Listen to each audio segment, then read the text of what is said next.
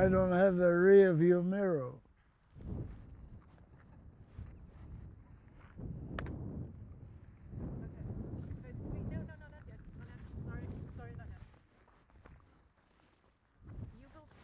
When everybody is hidden, so that it's really only you still in. Okay, and I have to go that way. Well, you can walk past there, and then you stand where the stone is. You see that? Yeah? Right here. Yeah? And we're going to be right around the corner, so don't worry. But facing the cameras. Just 1 second. Facing the camera. You're going to stand there facing the camera, but you can turn around and you can show.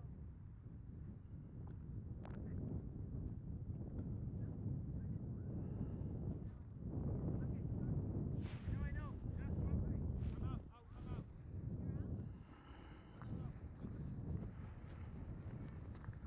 Not yet. Max, again, please. Please, again. Okay, thank you.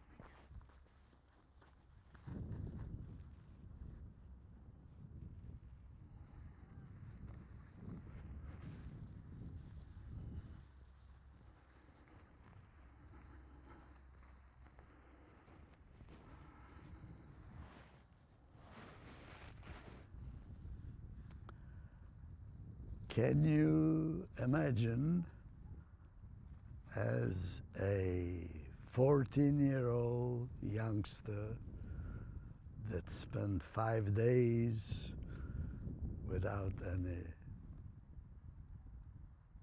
items that could sustain life, be loaded off a boxcar that was closed,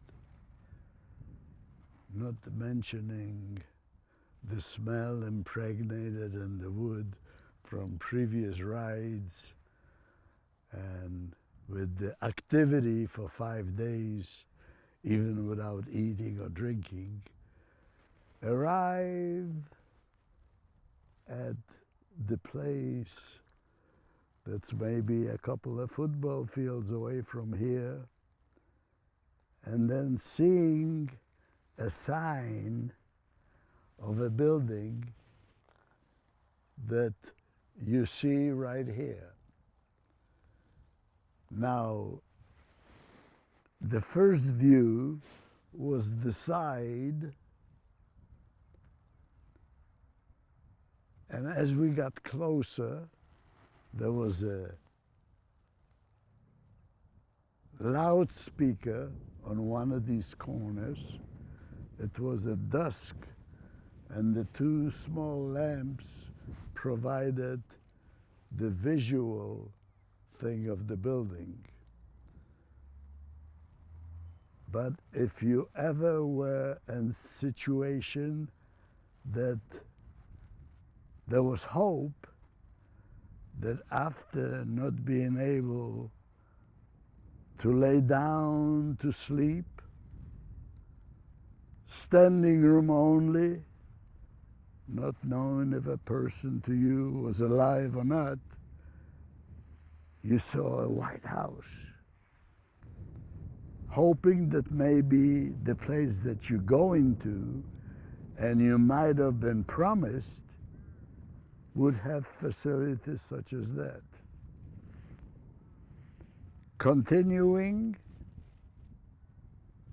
and seeing portable buildings,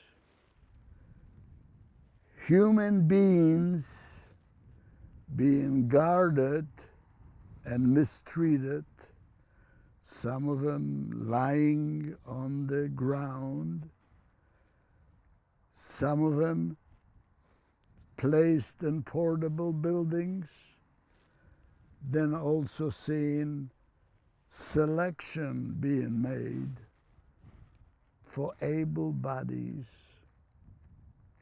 that possibly could be placed in concentration camps, I imagine, that were built next to German factories, and also some of them for maybe human experiments.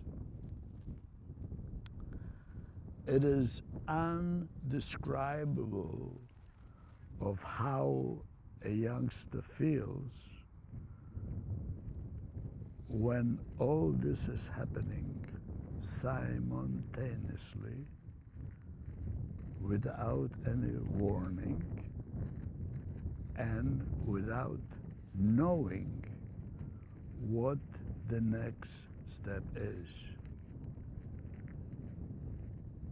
And you are next to your father, and your mom and your little brother is ahead of you, and you thinking of separation, because when you were loaded on the boxcar, you had a very hard time to stay together. But all this ended after my father was selected for one of the camps, and we were placed in a portable building. And so my little brother, part of my family, my mom and some of her relatives on her side, go forward toward the gates of the unknown, and you see some buildings, and at that time I don't think I, as a youngster, realized that there were maybe gas chambers, because in my mind the buildings didn't look like places that would kill people, because they looked like barracks, but we also came at dusk. So I might have seen some of the guard houses, but not too familiar of what they were.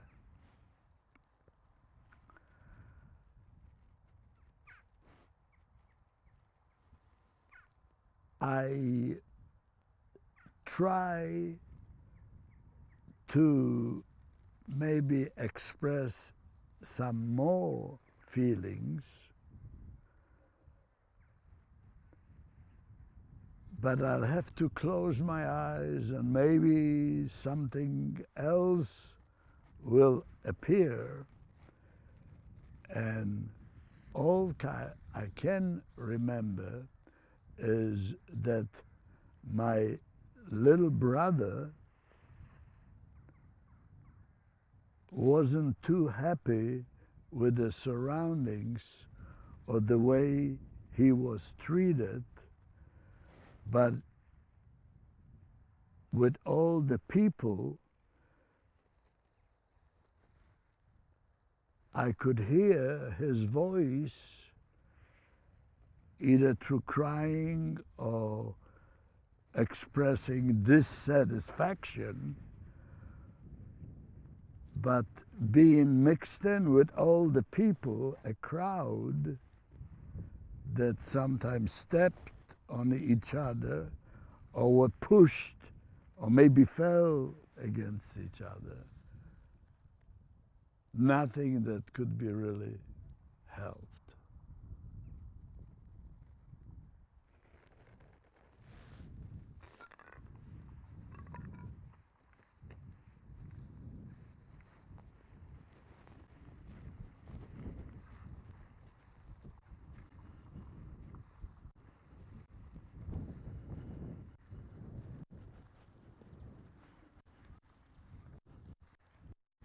Very good. So now I'm going to be doing an interview with you. Okay. Very soon.